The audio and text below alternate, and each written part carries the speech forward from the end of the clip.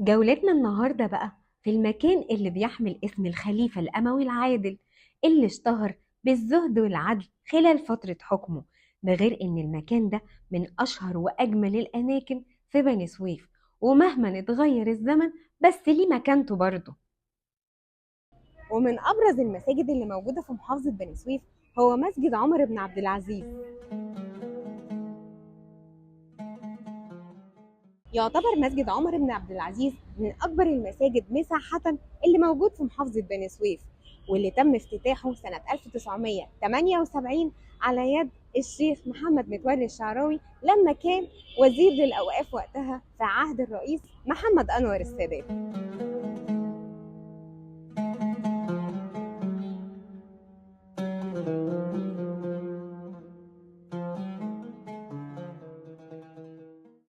وتسمى بمسجد وجامع عمر بن عبد العزيز تخليدا لذكرى خامس الخلفاء الراشدين وهو عمر بن عبد العزيز. مسجد وجامع عمر بن عبد العزيز كان ليه دور ديني عظيم جدا في الإرشاد وتوزيع الزكاة، وده كله تحت إشراف وزارة الأوقاف.